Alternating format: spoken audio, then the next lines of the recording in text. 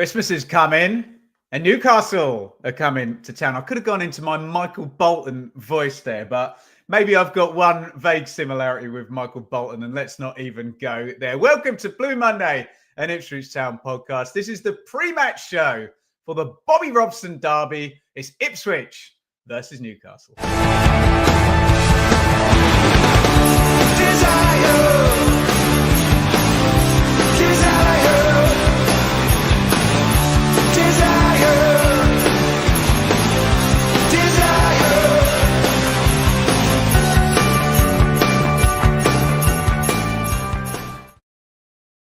Well, everything kind of changed a bit with a very, very, very, very late winner at the weekend, Seb. We dealt with it on the Flagship show.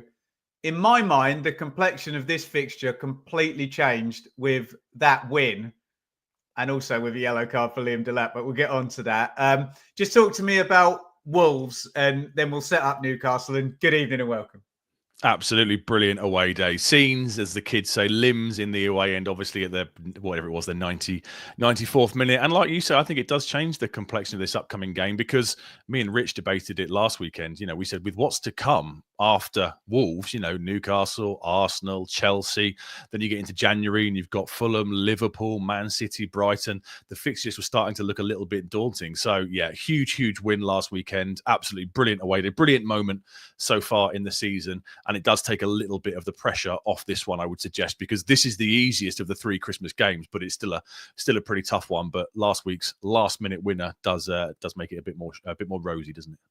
What do you think of this link between Ipswich and Newcastle because of Bobby Robson? I know some people are funny about it and quickly bark back, well, he had the best years of his career here and kind of left as a hero, whereas so Bobby obviously did get sacked up at Newcastle. But, I mean, let's be fair, there is no more loved figure in football, period, is there? So whichever club he goes to. But I think because we played them not long after Sir Bobby's passing, did we, if I remember correctly, there has been a little bit of a link. What's your sort of, let us know in the comments your thoughts on that. What's your sort of feeling on the synchronicity between the clubs? I like it. I like the link. You know, like you said, there's no more universally loved footballing figure, is there, than Sir Bobby Robson. It does help, like you say, we played them obviously in that Roy Keane game. We gave an awful account of ourselves. Was it 4-0 at half time or something on BBC Kevin Nolan TV? Score a hat trick, or Andy Carroll or someone? I can't remember. Yeah, I think it was Kevin Nolan. Yeah, that awful winless run at the start of the Roy Keane kind of era of his first full season in charge. But I like the fact it's got that link between the two. You know, obviously, like you say, he was an absolute, you know, top class gentleman. I had the privilege of interviewing him once when I did a bit of work experience at Radio Suffolk, and he was as lovely as you could possibly imagine him. So yeah, I'm all for the link up. Any reason to have fans like us, you know, discuss him and be able to kind of, you know, talk stories to the younger generation who might not know the great achievements he made at the club. I think it's a great thing. I had a naughty plug for my channel. I was privileged enough, Seb, to walk from one end of the Belsterbrook Hotel to the other on my own with Bobby Robson before the Marcus Stewart game in 2001 or 2000, whichever. And I tell that story on there. I've told it many, many times, but what an absolute privilege that was. And yeah, when you talk about just charisma, just oozing out of every pore of that guy's body. But anyway, I didn't think it'd be long until we got into Sir Bobby, the great link between these two clubs. Get involved in the comments as ever, guys. If you are here watching live, we really, really appreciate it. I know a lot of you would have been sent out.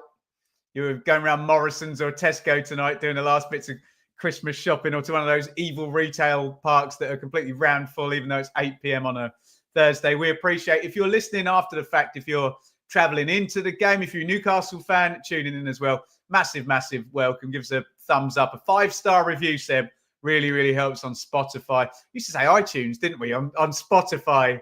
Now get those 5-star reviews in. Before we get to this, Seb, any news rumbling around Ipswich Town wise or Premier League wise?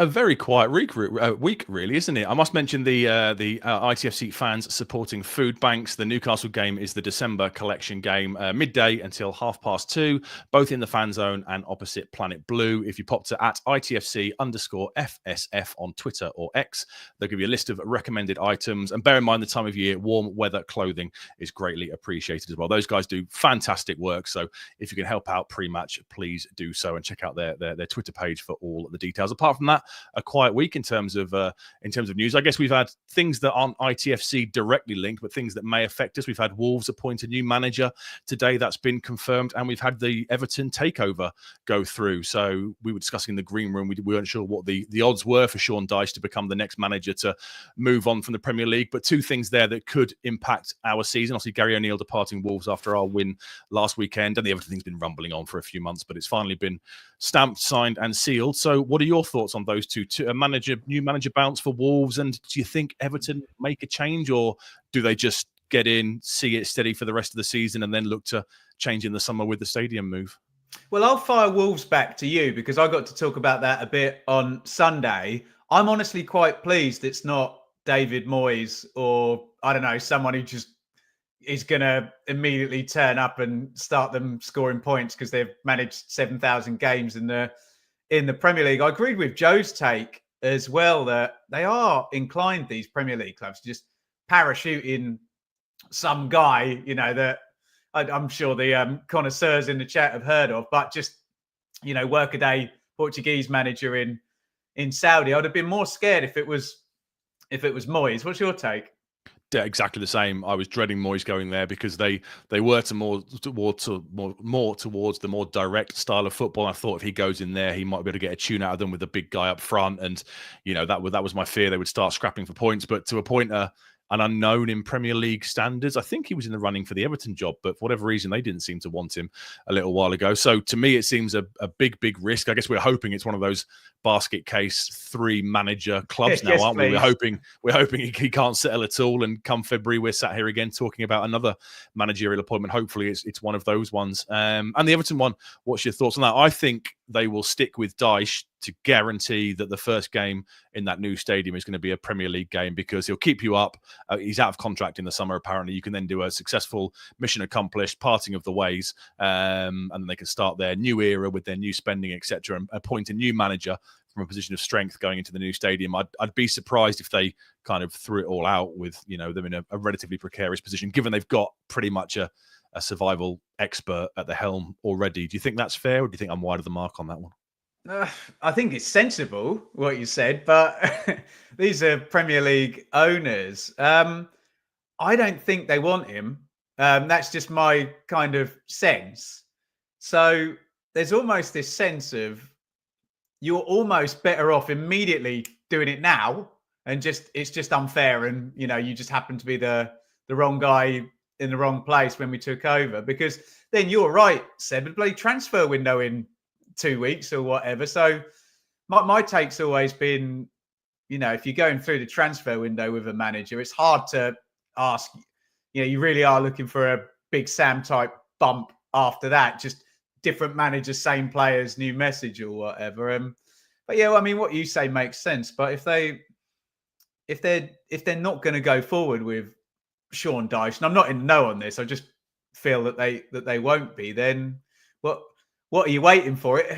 Would you agree? It seemed like the Wolves one worked out pretty perfectly for us, that they kind of held on slightly too long, got some more bad results, and the coup de grace, the last one was against us. So you can kind of hedge your bets a bit too long, can't you?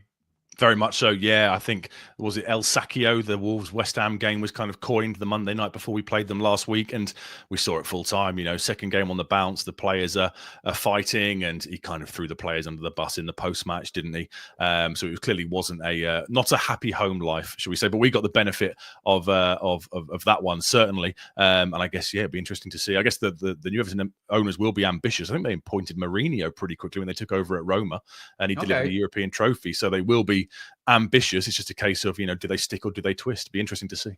Is Giuseppe in work at the moment? He is. He's still in. I think he's falling out with quite a lot of people in Turkey, but he's still in Tremendous. Turkey at Fenerbahce, isn't he? So, but didn't he say he wants his next club to be a non-European competing side because he'd fallen out with one of the referees in Europe or something? So maybe that will tick the box. They did fire him at Roma, so I don't know if it was an amicable parting of the ways. But would you be that surprised if Mr. Mourinho rocked up at the brand new Everton Stadium in the not too distant future? I'm not sure I'd be too surprised. No, we'll hold that thought until next season. Get your thoughts in via the comments then on Everton and Wolves and whether that affects us. I know we'll get comments, Seb, saying, "Look, score your 35 points and then worry what everybody else is doing." Yeah.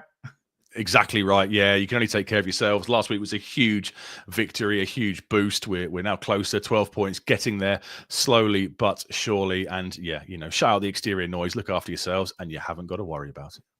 You don't, but you have got to worry about Newcastle United, Seb. People my age actually quite like Newcastle because talking about a charismatic manager because of Kevin Keegan, basically, and just a beloved team up and down the country that was a bit like the England national team, a kind of glorious failure. Ultimately, they would never actually won anything, despite having the title in the palm of their hands, and the return of the world record superstar striker and David Ginola and Philip Albert and Peter Beardsley, and so I've got good memories of Newcastle. Although Newcastle fans will probably have recent memories of Joey Barton, Big Sam, and Mike Ashley, won't they? Yeah, very much so. They were everyone's second favourite team in the kind of mid to late 90s, weren't they? Because they were the ones that looked like they could kind of take on Ferguson and stop the Man United winning everything kind of year after year. And the football they played was absolutely brilliant. And I think me and Richard discussed this in the past on the pod. We kind of file clubs in our intros for the opposition under the term proper clubs. We gave that term to Villa. We gave it to Everton. Forest. I think you and me might have given it to Forest, a couple of weeks ago. And Newcastle are another one, aren't they? A proper club. Yes, they've had poor ownership. They've been down at championship level a couple of times in the last kind of 15 years or so.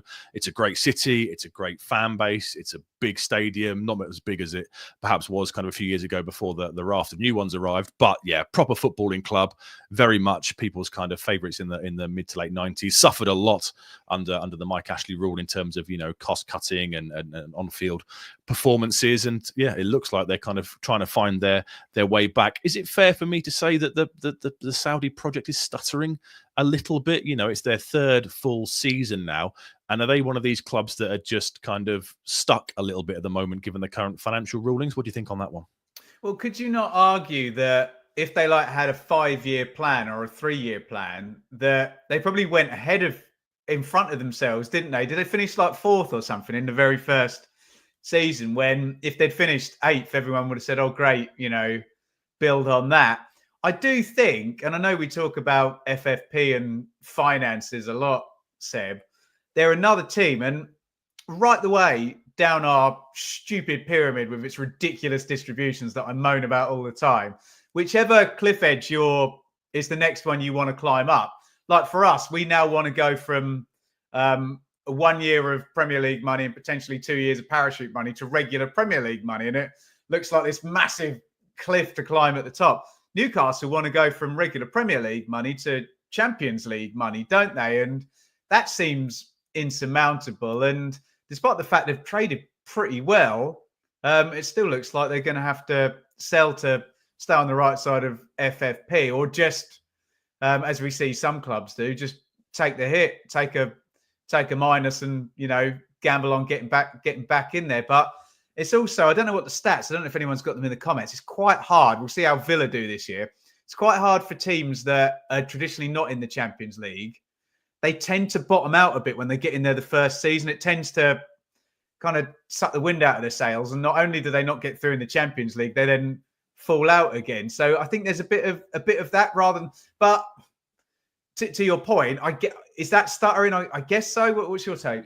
I think you nailed it. I think if they'd got the 2 seasons the other way round, no one would be kind of having this conversation. They finished 4th in kind of Eddie Howe's first full season, got Champions League qualification, and then last season they finished 7th. They did have a horrendous injury kind of record last year, but flip that round, saved from relegation, finish 7th, you miss out on Europe because Man United win a cup final. Those things can happen. Then finish 4th the next season, and everyone said it's a brilliant journey and progression, and you're doing really, really well. And I think the fact that they've kind of gone backwards year on year, yes, they had the Champions League football, which, like you say, does clearly affect sides. I mean, go back to 2001, 2002, look at us playing on a Thursday night and then a Sunday. We couldn't really recover until we were out of the UEFA Cup. And then you factor in the off-field kind of ownership. The executives have left. Amanda Staveley was a big part of the purchase. She's moved on. So it feels like Eddie Howe might have lost a couple of allies in the backroom team. Dan Ashworth kind of was put on gardening leave, went to Man United, has now left Man United. So it does kind of feel maybe that Southgate leaving as well was an issue, wasn't it? Yeah, so maybe you've got this issue whereby kind of, the on-field performances are going a little bit backwards. There's a bit of turmoil in the executive positions, and perhaps they're not kicking on as they want to, like you say, because of FFP. We'll discuss their financial dealings and their transfer dealings shortly, but it sounds like they were flying pretty close to the sun last summer, and it was one of these two club kind of windows where you have the June 30th deadline for FFP, and then you have the normal end of August deadline. They had to sell some assets, sell some homegrown players to balance the books. And I think Eddie Howe's come out again today and said, we're going to have to sell in January if we want to buy. So it seems crazy that, a club with the vast financial resources of Newcastle having to sell to buy to compete with other clubs. But it's the FFP world we live in, isn't it? That's the deal. I don't want to sound like Pep, and actually I quite like to sound like Pep. He's a genius. But no, in terms of the moaning about the fixtures when these clubs have got the best squads and the best money. But it is ridiculous when I know we kind of love the EFL and the 3-game weeks and the Saturday, Tuesday. If you're in the Champions League, have you seen those club schedules? It's literally from September through to December.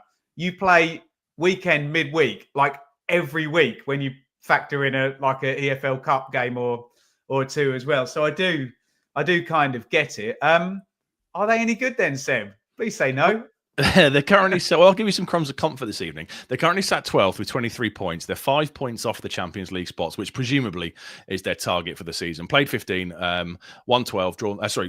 No, ignore me. I've got my stats completely wrong on that one. They're 12th in the league. They're 12th for big chances created with 37, but they're not scoring enough goals this season. Alexander Isak, we'll discuss him later on. He hasn't really got going to the extent he did the last couple of years. And as a result, they are struggling for goals scored. They scored 23, which is mid-table. It's the 12th best in the league. They are miserly, however, at the back. They are 6th for goals conceded, 6th fewest for goals conceded. They run a bit of a sticky run of form until they paid a trip to Leicester, and Ruud van Nistelrooy came to town last weekend. They won 4-0.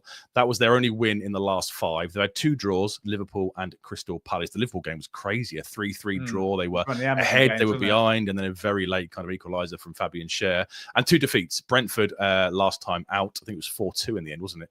And a surprising one, West Ham went up to St James's Park and got a win there. And this seems to be one of their issues. They do seem to be struggling against sides in the bottom half of the table. The games against the sides in the lower half, they average 0.9 points per game. The sides in the top half of the table, they average 1.6. They've beaten Man City. So they drew with Man City. They've beaten Arsenal. They've drawn with Liverpool. So they seem to be doing really well against the sides kind of in the top half, but really struggling to get points against the sides in the lower half. And they're the ones that you're going to have to beat pretty routinely if you've got designs on Champions League kind of spots. Their away form isn't great. 9 points from 8 games, 13th in the league. Played 8, won 2, drawn 3, and lost 3. Scored 11 goals on their travels, conceded 13. So they do concede goals on the road. They've only won 1 out of the last 5 away at Forest. 2 draws, Crystal Palace and Everton, and 2 defeats, Brentford and Chelsea. So yeah, it's this weird thing where they are perfectly decent against the sides in the top half of the table, but they do seem to struggle. Is it a pressure thing? Maybe. Is it a psychological thing, getting themselves kind of up for the ties when they're playing sides they should beat? For example, games against Brentford, Crystal Palace, Everton, and West Ham returned 2 points for them, which that can't happen if you've got designs on the top 4. I would suggest. Do you think the door is open for these Champions League spots? Because I suppose Chelsea are taking 1, aren't they? They're probably a surprise. Liverpool, Arsenal will be, and then you'd imagine Man City aren't going to stay 5th forever, are they? So I don't know. It feels like maybe Chelsea have stolen a march on Newcastle. When you look at Villa down in 7th and like Spurs are 10th, Man United are 13th, it feels like there's a few underachieving teams in that bracket of clubs like Newcastle, who, like you suggested, would have said, well, a really good season for us is we get in the Champions League. Yeah, I think they're in a shootout for that fourth one, aren't they? I don't know if it could go to 5 this year again, couldn't it? But let's assume it's still only going to be the 4 spots. 3 are gone, I think. I think Arsenal, Liverpool and Chelsea have got the 3 of them completely sewn up. And then, like you say, you would assume that, it sounds crazy to be saying this, you would assume Man City would recover this disastrous run of form and close in on 4th. And if not, it becomes a straight shootout between kind of Spurs and, if United can get themselves going, and Newcastle and maybe Villa if they were to go out. I know they're going to qualify to the next stage of the Champions League, but if they were to make an exit in February, they might put a run of form together, and that has to be their kind of designs. I think at the very least they've got to get Europa League or Europa Conference League. I think they've got to get European football, given they need to grow their revenues to kind of bolster the FFP pot. And what do you think a good season looks like for them? They're through to the semis, aren't they, of the League Cup after beating Brentford 3-1 last night. So do you think a League Cup win but missing out on European football, given they are absolutely craving a trophy up there? They've not won a major trophy since 1955. Do you think that's a good enough season for them? A little bit of silverware. I think that's a good season. They get the silverware. Okay, they miss out on Europe, but it's a chance to then kind of grow from there. Do you think that's a decent season for Eddie Howe? I think for any of your quote proper clubs, a trophy trumps, finish. Where did we finish in 1978? Everybody in the chat, fairly well down the table, didn't we? But a trophy trumps everything, doesn't it? So I just feel when you see Nottingham Forest 4th and Bournemouth in 6th and Fulham in 8th, I think that Newcastle fans would consider, hang on a minute, hang on. We would have expected to be above those guys.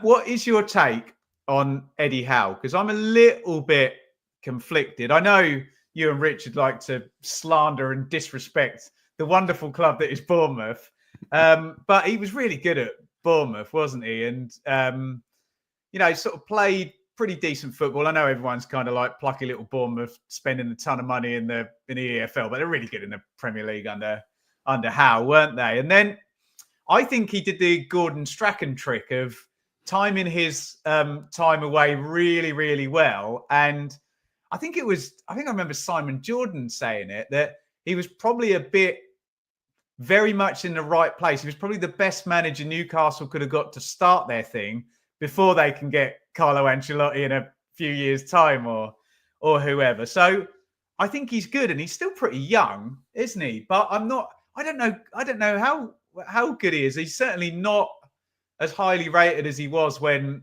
Bournemouth were really punching for a few years in that first run in the Premier League. Are you as conflicted as me? A little bit. It's hard to gauge, isn't it? Obviously, did a phenomenal job at Bournemouth across 2 seasons, took them from League 2 to the Premier League, established them. I guess the accusation you might label at him is that he didn't really learn how to defend properly, did he? His sides would always concede a lot of goals, and not to Russell Martin levels of stubbornness, but he would not change the way they Poor guy's been fired now. Surely, I know, but it's great to get one little do an executive order here as the founder of the Blue Monday podcast that poor man is left alone now until he's in a job again. Anyway, sorry, continue, Sam. I won't mention him again, I promise. I think it's hard to gauge it. I think if we were sat here, you will. as we said earlier, and the seasons were flipped, if we discussed a 7th place finish to a 4th place finished, I think we'd be saying, he's really looking to move the club on, doing well. But it's just the fact they've gone backwards a little bit makes it a little bit harder to kind of gauge. I was surprised there was no England approach, if things are to be believed, after Mr. Southgate departed after the Euros, and Eddie Howe was asked outright, and he said, "Nope, I wasn't spoken to." We don't know if that's true, obviously. They said they interviewed 12 people. How was he not? Apparently so, and if he's not on the list, that's crazy, isn't it? Not having him on the list seems absolutely bizarre. Maybe it was a firm, rebuttal before they got to the interview stage, but it seems strange he wasn't. Paul Lambert was apparently on the list, so Eddie Howe can consider himself unlucky. Maybe he should have played at massive clubs. Did a great job when he first came in. Also, he was appointed manager a month after the takeover went through. Steve Bruce was in charge. They quickly moved him on. Eddie Howe was appointed. They were 5 points adrift in the relegation zone. So it was a bit of a chance to go there because, they did spend relatively big in that first window. Kieran Trippier, Bruno Guimaraes, they all arrived. But it was a risk to go there, I think. He's been out of football for 18 months at that point. We saw him pop up at Atletico, didn't we? Learning under Diego Simeone and stuff. And he'd appear every now and again, maybe a bit of media work. And then 18 months after leaving Bournemouth, he suddenly gets a gig and, did well when he took over. They finished 11th. Then he progresses them to 4th, and suddenly, his star is rising, but has just drifted back a little bit. And I don't know, if we'd been sat here before the cup quarterfinal win and last weekend's 4-0 victory, I think I'd be saying something didn't quite seem right, because there's clearly friction with the director of football. That's been made public. Dan Ashworth moved on. Paul Mitchell's come in. He's been open about that and said, we've got to learn. What's Paul Mitchell's background? Do you know? No, I don't know, to be honest. I'll have a look while you're talking. Yeah, so he's come in, and I think, didn't he question the recruitment when he first took over? And I think Eddie Howe took that as a bit of a personal affront, according to the reports, because he was heavily involved in the recruitment setup when Dan Ashworth was there, and they kind of had this on-off saga all summer with Mark Gahey. Clearly, he was a major target for them for whatever reason, be it financial, FFP, whatever. They couldn't get the deal done, and I think that kind of didn't sit well with Howe. So there's clearly some friction there. As I said earlier, he's lost his allies in Amanda Staveley. She's kind of moved on. So something didn't feel quite right, but this is football. Like we said with the Wolves game, a couple of good results, suddenly everything changes, and that's what they've had. They've won 4-0 last weekend, very convincingly against Leicester, and they are through to the semi-finals of the Carling Cup, and suddenly everything is rosy again. Paul Mitchell, MK, Southampton, Tottenham, RB Leipzig, Monaco, Newcastle. So, and he's been doing this sporting director job a long time, pretty much as since it's been de rigueur and fashionable to sort of have one. So interested that you say that. Never tends to go one way. So you mentioned the game against Leicester. Is that a bit of an outlier? Joe pointed out that Leicester had conceded like 76 shots in 3 games or something absurd. Or is it just the game that they needed? Or are you going to pay more attention to this EFL Cup game this past midweek? Well, they went full strength last night. Recording this is obviously going out on a Thursday. They were played last night, 3-1 victory over Brentford. Went completely full strength. I was interested when the team landed. I thought, will there be a little bit of rotation? But like you said earlier, proper clubs need trophies. So they pretty much went full strength. Joel Linton is suspended for the game at the weekend with 5 yellows. But if the other 10 players were march out at Portman Road at 2:55 on Saturday, I wouldn't be surprised at all. It was very, very much, this is our first 11. The Leicester game, the 4-0 victory, they had 27 shots on that game as well. Leicester, for all their all their plaudits under Ruud van Nistelrooy, are very open, it would appear, and conceding a lot of shots. And Newcastle's XG was 3.79 to 0.19, so it was clearly a well-deserved victory. And I think they picked Leicester probably at a good time. They had the new manager bounce. Leicester beat somebody, I can't remember who it was. They got the fight back against Brighton, back to 2-2. And you tend to see those things kind of level out now a little bit. And I think the cup win last night was encouraging for them, 3-1 victory, and they hit the woodwork twice. So it looks like they've kind of turned around that sticky run of form. Right. Should we get into the details with who we're expecting to be facing? And you mentioned the team popping out at 2:55. Who are you sort of expecting it to be, Seb?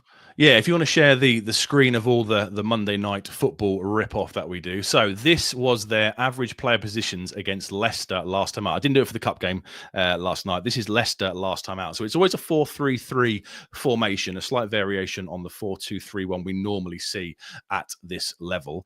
And as you'll see here, so Sandro Tonali, the central midfielder, they've had a little bit of a tweak in recent weeks. Tonali's started playing slightly deeper. He now plays as the 6, if you want to be a football hipster and use numbers instead of positions, and that's kind of freed up Bruno Guimaraes to move slightly further forward. So on the screen right now, you are currently looking at their average player positions for the game against Leicester. And if I do my normal, you will see them all move around. Now, what's interesting, normally when I do this, in the first button that I click, all the defense kind of move around, but this time they're pretty well disciplined.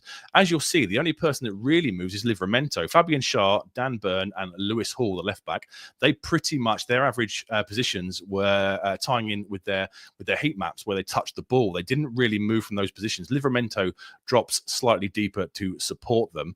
The 3 midfielders then I find very interesting. So Bruno Guimaraes, Sandro Tonali, and Joel Linton, they kind of create this wall in the centre of the park, which allows the 2 wingers then to push really high. So Jacob Murphy, ex-Norwich, got 2 goals against Leicester. Anthony Gordon, who could have had about 5 from the highlights I saw as well. Yeah, very much so. They will go high and they will go wide, and then Alexander Isak will kind of loiter around the edge of the box. Around the edge of the box to try and pick up the cutbacks. But it was the kind of the midfield wall that impressed me. Guimaraes, Tonali, and Jolinton. They are very much a high pressing team, and those three there kind of create this barrier, I presume, to keep recycling the ball. It looks to me like that's going to be like your mid block to kind of pick the ball up, ping it out to the wings, and then look for the cutbacks into Isak. What I did notice that does do is potentially leave a big gap of space here between those three central midfielders and the two centre halves, which you'd like to think our attacking players could exploit. But yeah, the key message from this is the two wingers,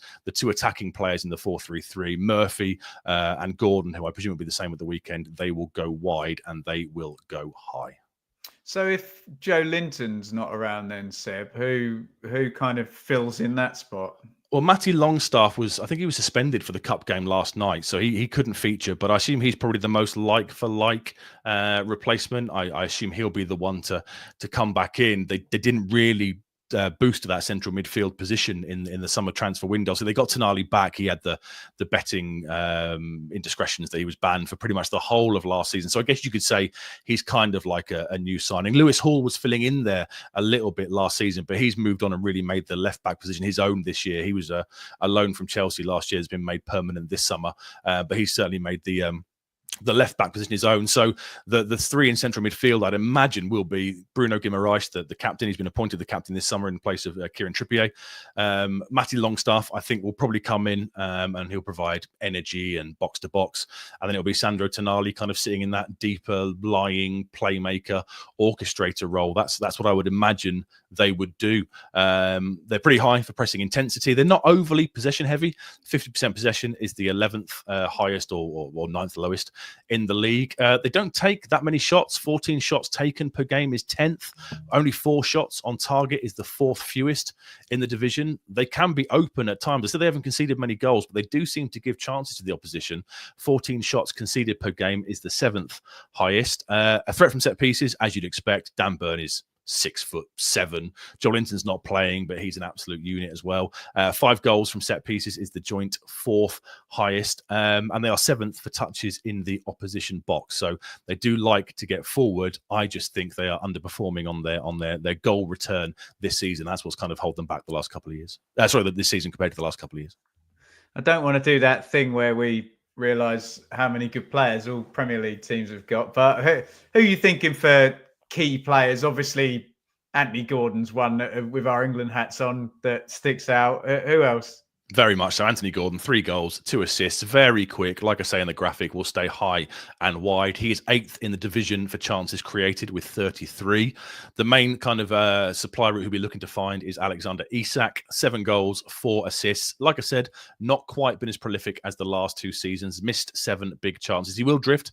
He'll drift left and drift right to kind of pick the ball up. But he's the one who'll be looking to get on the end of things. Bruno Guimaraes, box-to-box midfielder, 66 touches per game, which is about 10 more than Mr. Morsey. That gives you an idea of how much he'll be involved in the midfield battle. He's the top player in the league for duels won with 120.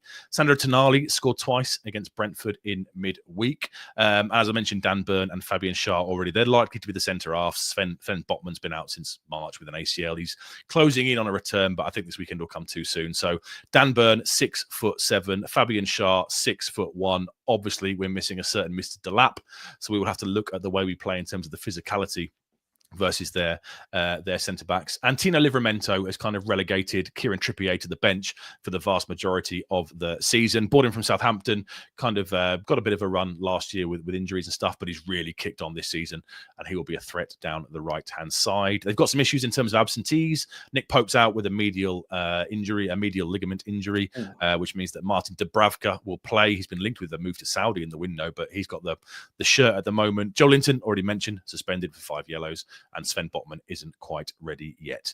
Do you think it's harsh for me to say that this Newcastle squad has 3 excellent players in Isak, Gordon and Guimaraes, and then it's quite a big drop-off to the... I know these are still Premier League experienced players, but those 3 are kind of very much a shining light in this squad, I would suggest, and it's a bit of a drop-off to the kind of the next level down. Is that me being harsh and too simple, or do you think that is fair?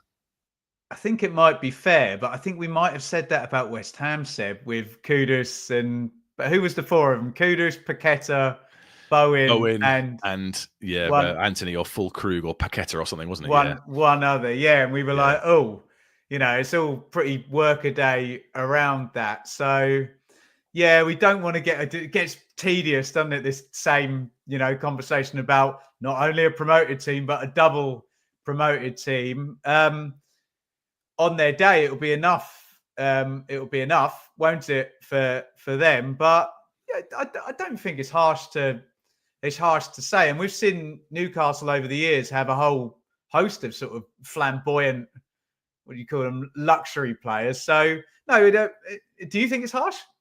No, I think that is the case. I think you've got these three kind of shining lights. I think those three would probably get into.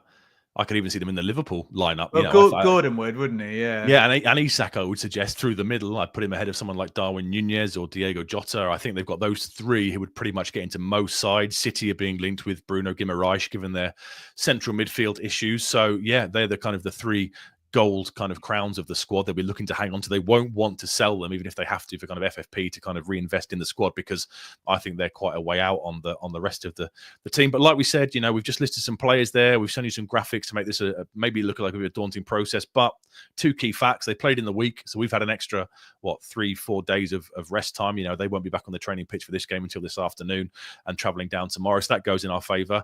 And they are poor against sides in the bottom half of the league, averaging 0.9 points per game. So I remember, Seb, as well. Do you remember I think it was the opening day against Southampton, where it's a red card and they didn't beat them. So part of your 0.9 per game is 3 in that one against Saints, who are abject worst team in the league, aren't they, as well? Yeah, very much so. They seem to be struggling, so hopefully we can take advantage of that. And we're obviously riding the crest of a wave given last weekend. So yeah, that's the lowdown for the opposition at the weekend. Yeah, fantastic stuff, Seb. We are about to get into how do you solve a problem like Liam Delap, which we've put off talking about long enough. So get your thoughts in via the comments. We've been chattering about this since the yellow card was kind of confirmed. Let us know if you want to put your entire Ipswich 11 in a live chat. We'll stick some of them up on the screen and we'll get Seb's as well. But first, a word from our sponsors. Blue Monday is proudly brought to you in partnership with our friends at Atwell Solicitors, your ideal legal partner for work on property or business law. Their client care has repeatedly been recognised as outstanding, and they are people-focused with a plain English approach which sets them apart. They have offices in Ipswich, Colchester and London, and to find out more, head to atwells.com. Yeah, thank you to the guys at Atwells. And we are also brought to you with One Stop badges just below Seb's left arm there. If you're watching live on YouTube, you get 10% off there. The promo is in the description over here on YouTube. There is no rest for the wicked, Seb. And we get a treat. It's double Seb this week. He's going to be on the Flagship show with myself and the great David Diamond on Sunday. And then I promise, Seb, I'm turning my phone off. I'm putting my laptop in the fridge and I'm not doing any work for 2 days. I promise. We're getting there. We're nearly there. Blue Monday Rewind is out now with Craig and Dave. And Premier League predictions. It says with Ben and Mikey. Obviously, Mikey is all primed and ready for his paternity leave. So we send all our love to Mikey. He's fed up of us texting, asking if there's any news. I'll bloody tell you when there's any news. I'm stressed out. All right. She's marching around the house with a baby about to drop out of her. So fingers crossed. Please do send your love to Mikey over on Twitter or in the comments here as we welcome, fingers crossed, everything crossed, a healthy tractor boy to join our ranks here as part of the Blue Monday team. He's an honorary member immediately. Right. I'm just procrastinating because I'm very sad that Liam Delap's not around. When I looked at these 3 games, Seb, I thought Newcastle at home and then there's Arsenal and Chelsea. I thought, okay, Arsenal and Chelsea, put them to one side. Newcastle at home with Liam Delap. I like that. And you talk about these skyscraper centre-backs. Liam Delap doesn't care, does he? Beats them all up, hey? I think he would have had fun with those two, but I think he's you're right. not here, and I need to get over it, Seb. I think you're right. I think that would have been the better way to look at it. Having him suspended for the trip away to Arsenal, he'd get nearly a week of rest off, just over a week of rest off between the Newcastle and the Chelsea games, and he's good to go again. But unfortunately, it's not worked out that way. Do you want to get your Nathan Broadhead must start up front against 6'7" Dan Burn out the way now, or are we going to leave that one parked for a Mate, little bit? it went like a fart in church when I suggested it with Dave, and they just laughed at me, basically. So that shows how fickle David Diamond and Joe Fairs are, that the hero, the man that turned the League One season, the man with his fingerprints over all of the big games last season, they're laughing him off now, dearie me. Broadhead will score. He'll score in the Premier League off the bench this season, but no, it doesn't appear that many want that to be the solution. I get it. I'm being semi-serious. What's your solution? I think you go for, well, it's one of two, isn't it? It's Sami Šmodić or it's Ali Al-Hamadi down the middle. Al-Hamadi's looked better each game. I think he's come on since the Man United game where he seemed to really struggle. Rumours that he's still playing with a bit of a knock, a bit of an injury. So his kind of availability and how long he'll be able to last for is perhaps in question. I think you go Sami Šmodić through the middle, and Al-Hamadi becomes the relief player at 70, 75 minutes, whatever it'll be. I think it was just illness, wasn't it, Šmodić? Just illness. There wasn't an injury or such. So hopefully, it's probably a good thing, Seb, that he had the week off if he's going to have to attempt to run anything like the machine, the beast, the Man Mountain does. Yeah, and we will simply have to adapt the way we play. You know, there's no point launching kind of balls in the air when he's got 6'7" Dan Burn behind him for him to kind of, you know, do what Delap does, hold the ball up, bring others into play, spin his man and start running. It's that ball into the channel, Seb. It's been so useful when we've got these Premier League teams building up the possession, and they're all wise to it and all terrified of it. Anyway, I've got to shut up about Liam Delap. Sorry, carry on. But no one's been able to stop it, have they? You know, we saw the comments from Gary O'Neill at full time last weekend saying, what did he say? You know, that's the kind of goal that Liam Delap would score against a under 12 side or something. The defending was criminal. So no one's worked out how to stop him. So he is a massive blow. I would go Šmodić through the middle, assuming he's all fit and been in bed with Lemsip and a hot Robina for the last week or so. I'd have him through the middle, and I would have Ali Al-Hamadi relieving him at the kind of 70 whatever it is minute mark, which means you've got a gap on the left hand side unless you keep the same three that we had at Molineux. Now I thought that was Wes Burn's best game of the season last Saturday, putting that fizzed cross which Delap kind of couldn't readjust his body, and at times we had that lovely link up like we've seen so many times in the last 2 years where Connor Chaplin plays that kind of first time no look pass down the wing and Burns is already on his bike. So I think I'd be tempted to keep it the same. I think I'd have Burns on the right, Chaplin in the 10 and Hutchinson on the left. I guess Jack Clark or Nathan Broadhead are the two alternatives for the number 10 role. For the left 10 role, but that means you're going to drop one of either Burns or Chaplin. And I think given the performance last weekend, I'd be tempted to keep those three the same personally. Yeah, I think I agree. Likes a steady run, and what we have seen throughout McKenna's tenure is that things always improve, don't they? When he gets an area of the team that he can coach for even like 3 months or whatever, you do see improvement. So yeah, and even though it's nonsense, the whole never change a winning team, you do what's right for the game. But I do think there's a sense that if they've got the shirts, that you might well see that. Let us know your thoughts in the chat on the front end of the pitch. What about the keeper and the back four and the double pivot? It's starting to pick itself, isn't it? It is. It's Morsey and Kayuse, isn't it? Assuming they're both fit. It was interesting post-match when Jack Taylor kind of said that Jens Kayuse and Jack Taylor were vying for the left-hand position, and Sammy Morsey and Calvin Phillips is now his understudy for the right-hand position. So that's clearly the way it's gone. Jack Taylor, great with the last minute winner. Again, he's looked really good coming off the bench in recent weeks. But for me, Kayuse is a bit of a Rolls Royce of a player at times. He just effortlessly can glide around the pitch. He adds physicality. If we can just find a way to keep him going for 70, 75, 80 minutes as opposed to kind of 60, 65 minutes when he seems to run out of puff. I know he's got the knee issue that's kind of being managed, but yeah, Morsey and Kuyus for me in the centre.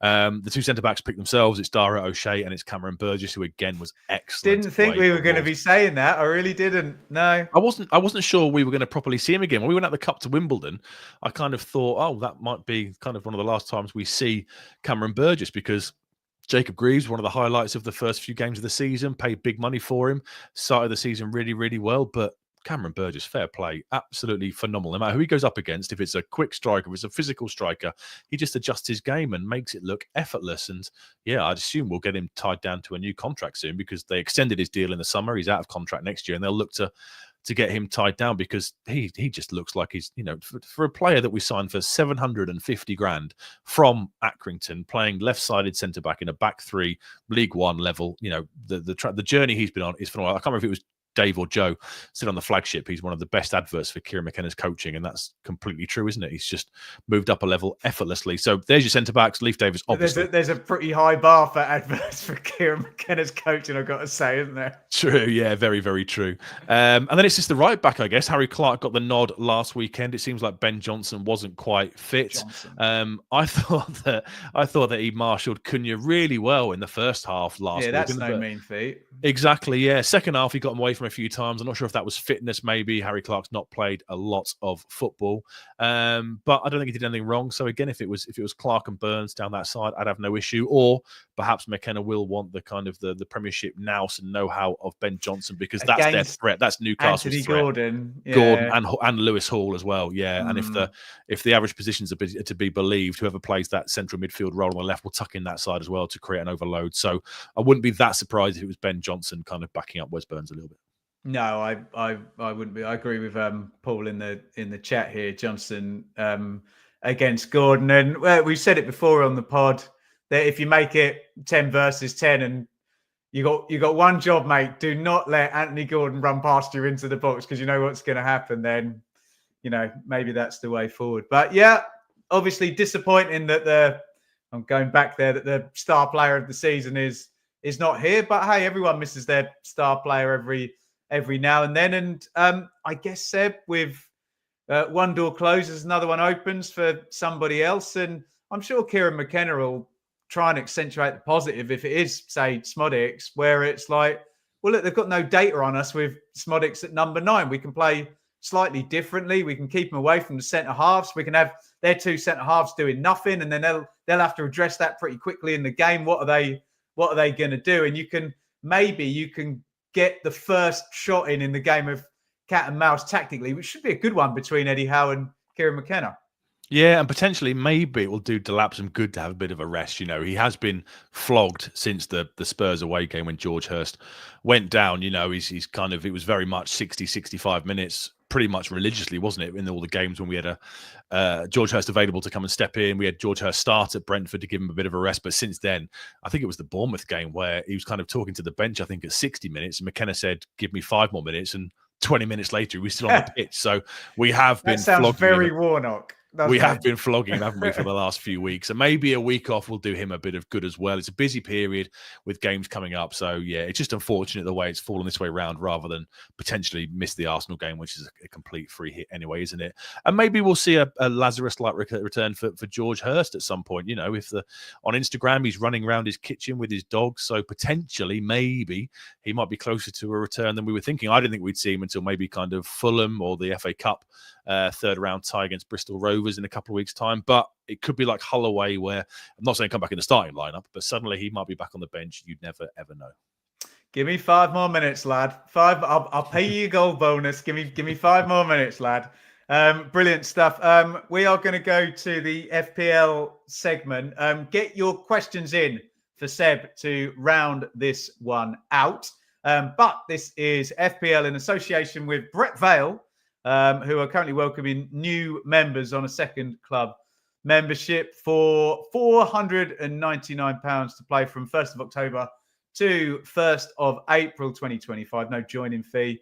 Your 10 minutes, Seb, drive from Copdock Interchange over at East Bergholt there. I'm sure I've done some weddings in there, possibly. I think so. There's been too many for me to remember now. Plenty of parking over there as well. Exclusive deal for Blue Monday subscribers. Receive £20 and 24p for 2024 on your club card to spend in the bar. Quote, Blue Monday, tell all your friends. You have to get the barman to give you a 5-star review on Spotify as well. That would help us out. But go and book yourself a round of golf. Visit bretvalegolf.co.uk for your tea time availability, as well as the latest offers. And you can follow Brett Vale Golf on Instagram and tell them we sent you as well. Right, Seb, what do you want to see first? Do you want to see the FPL scores? Yeah, let's see how much further ahead I've moved ahead of him. Oh, there it is. Yeah, so I win the week, 66 points. Rich got 47. We each got 3 bonus points for Ipswich because I think we both had Delap and Hutchinson, neither of whom did anything apart from the usual minutes for starting and playing a certain amount of minutes. So for the week, I finished 19 points ahead of him, which means I am now, quick maths, what's that, 150 odd points ahead on the overall score. Exactly, I've got 1,026. He's got 876. So it looks to be a done deal, folks. It looks to be that I will be choosing the T-shirt that he'll have to wear for the first home game of next season, or whatever the forfeit will be. I think he's made a couple of changes this week. We have our rule where you've got to have at least 2 Ipswich players in your starting 11. Obviously, we both had to take Liam Delap out. So he's kept Leif Davis at the back and he's brought in Sam Morsey into central midfield. He's actually got Hutchinson in as well. So he's got 3 Ipswich players in his starting 11. And I think he should get a bonus point for that, shouldn't he? No, don't give him any extras. Christ, he spent the first 3 weeks.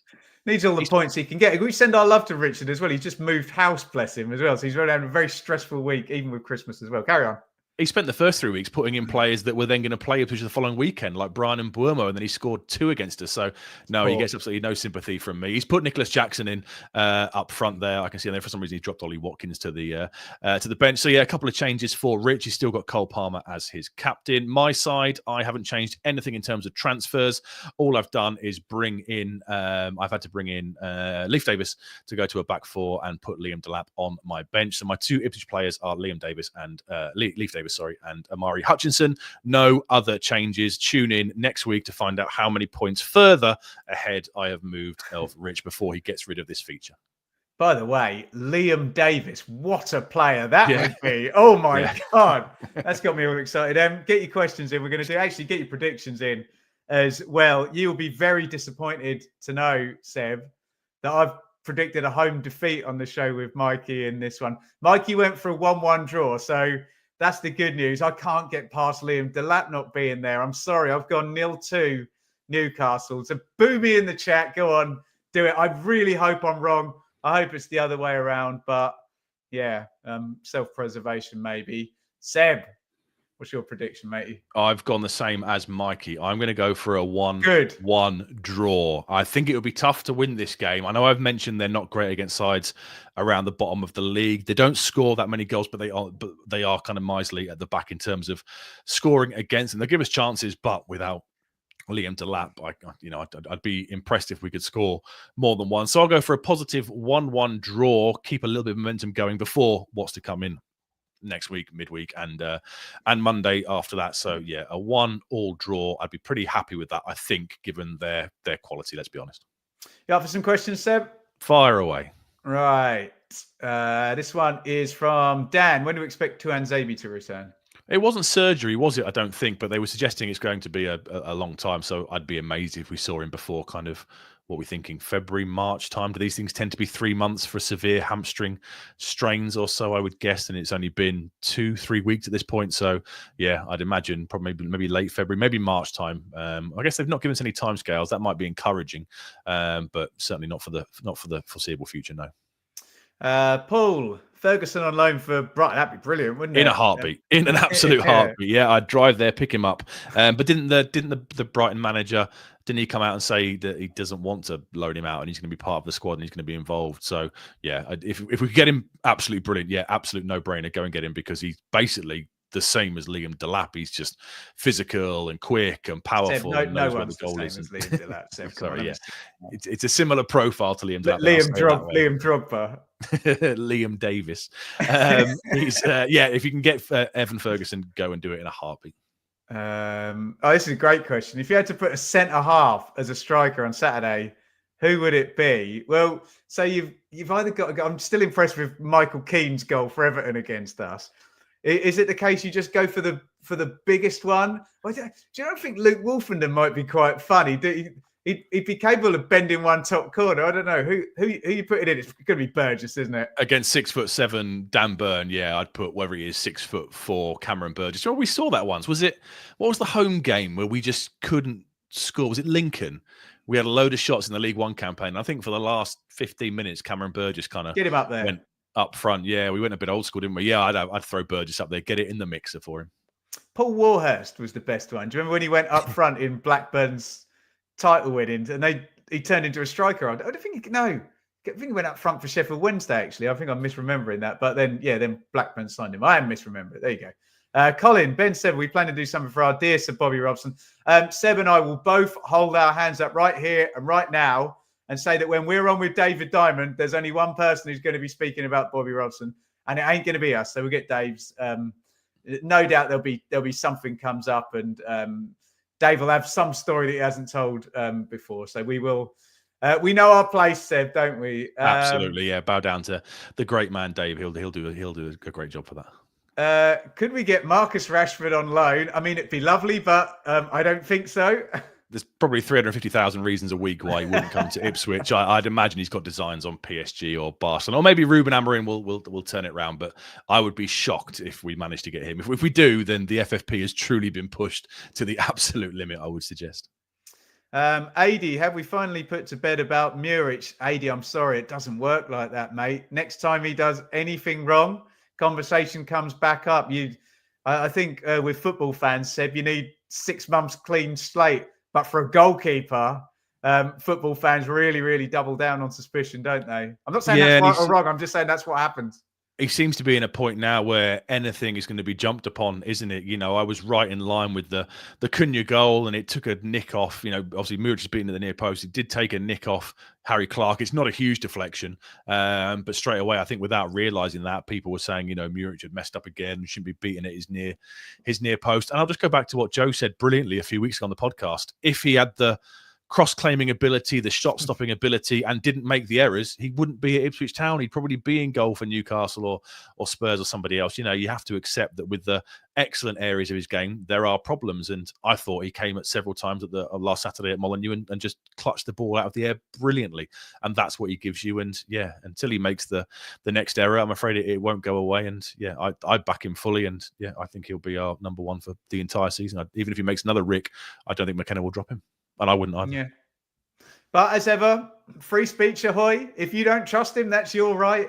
We'll try and call it down the middle and try and kind of get the mood of the fan base. And it is split, whether that's right or wrong. I'm sure we're all on the same side, and we hope he has a great career for Town. Philip, who do you think will leave Town in January?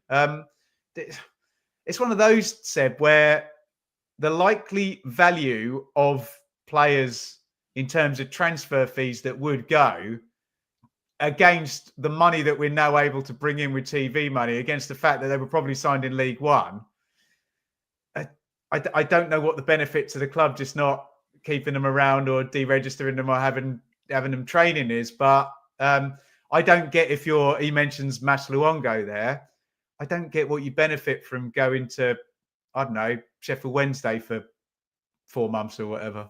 Yeah, I think that's perfectly accurate. I mean, I guess we'll deregister Ogbene. He's out of the season, isn't he? So we'll be able to free up a squad slot that way. And I guess the only way these guys will move on is if they want to. You know, if Luongo says to McKenna, "I'd like to go and play some football for 18 months before returning back to Australia," then he'll probably go with everyone's best wishes. He's clearly not going to get it. He's clearly the fifth choice central midfielder after the ones we mentioned earlier and Jack Taylor kind of coming off the bench. And if they want to move on, they will. But it'll, like you say, there's no real benefit unless you've got somebody prepared to come into the building and look to upgrade certain key positions again. Then I think he'll stick around. But at some point, one of the favourites. We've had a few squad players leave, haven't we? George Edmondson, Marcus Harness. At some point, one of the favourites of the last 2 years is going to move on. I watched Derby the other night, Seb. He's like their best creative player. It's amazing And George Edmondson's doing really well, isn't he? Up at Middlesbrough, Edmondson's doing really well as well. Yeah, so it's great to see them. But yeah, at some point, one of the kind of established players, Harness and Edmondson kind of fits and starts throughout the season. One of the established players will move on, and it might well be Luongo. It could be Broadhead maybe in the window as well. We will see. But yes, unless there's a tailor-made replacement ready to come in, I don't think the club would let them go and leave themselves short. Right, last one here from David. Listening to DD on Rewind. Thank you for the support, David. We are in a better place now than in 2001. We did win a load of games over January, though, didn't we? Yeah. If we can... Sorry, Ben. If we win, what did we win? Was it 8 out of 9? 8 out of 9 games, was it? Just the Charlton defeat, wasn't it? Oh, mate, we're safe. Good. And even there, we were 2-0 up. I mean, if we can do that between now and January the whatever, we're staying we can up. Do no that problem. Don't worry about now it. and week 1 of May. I was just going to say that. He says 8 wins, and he's kind of right, David, in the chat there, because that would take us to 36 points. Would you take, how many games is there left? 22 games. Would you take 8 wins and what would it be? 14 defeats to get to 36 points? Works for me, I think. In a heartbeat. Yep. Stop the season now. To quote Mick McCarthy, I wouldn't even get on the bus. Yep. No problem. 36 points this year will keep you up. So yeah, no brainer.